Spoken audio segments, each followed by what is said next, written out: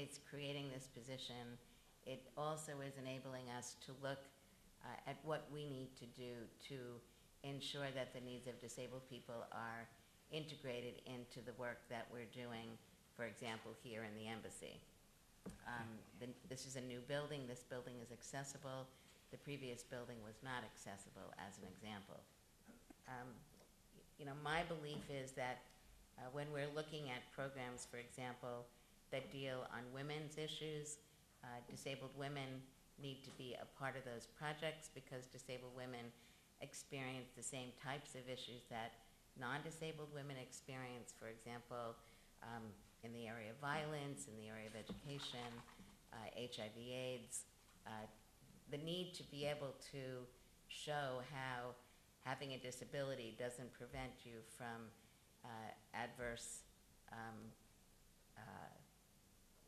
adversities within life, and we need to look at ways of making issues more visible so that we can benefit from changes that are being advanced. We visited a women's shelter yesterday because I wanted to be able to see the shelter, but more importantly, I am trying to give a message here in Algeria and in other countries that disability is a part of all aspects of life. The lady is from Al Bilad newspaper, and her question is, you've met with government officials. Based on the discussions, how do you view the situation of people with disabilities in our country?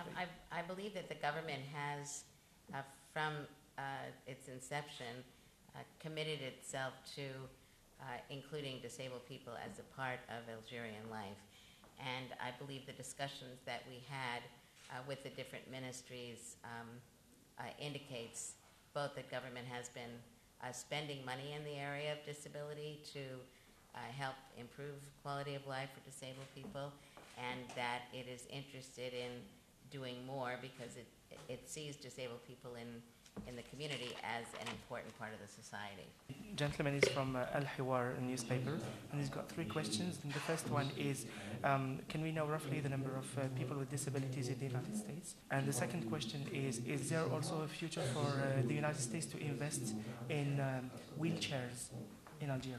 The third one is there any future for cooperation between both countries in terms of organs transplant? Human organs transplant? Limbs, like arms and legs. Yes. Okay.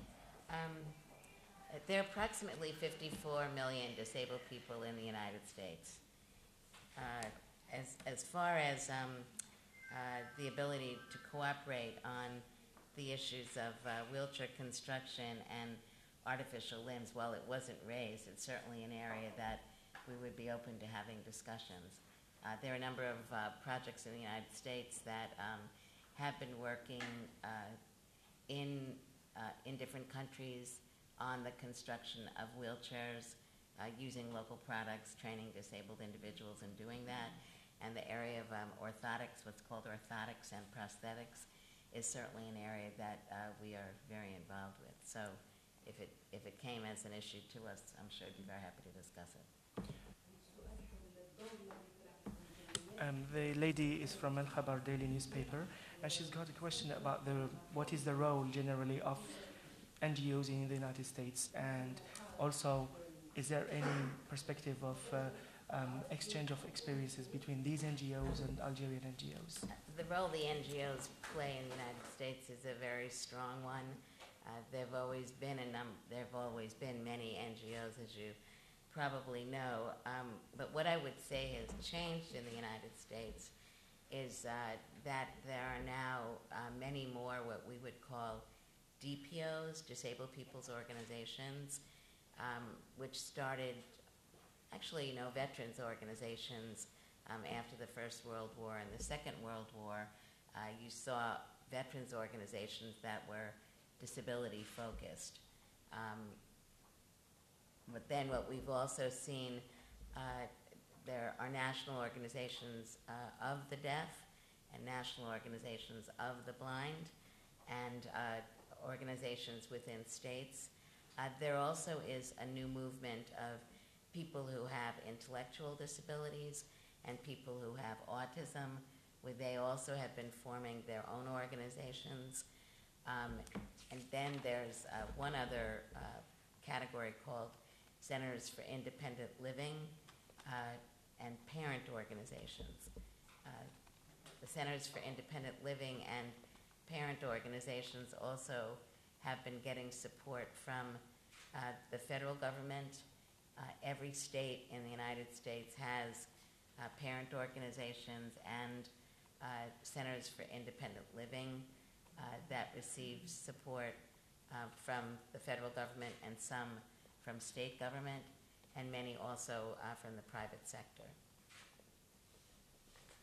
I think the role of the disabled organizations has been very important for a number of reasons. One, it's allowed disabled people ourselves to be able to be spokespersons so that we are articulating what our needs are and what solutions for problems are, not just having other people speak on our behalf.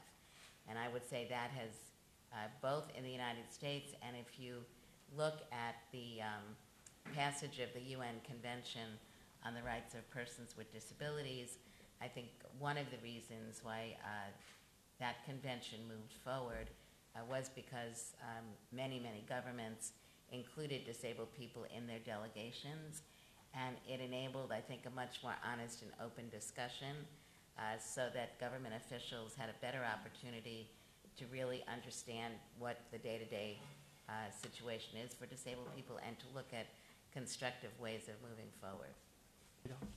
And the last question that you asked had to do with exchanges, and yes, that's definitely something we're beginning to discuss.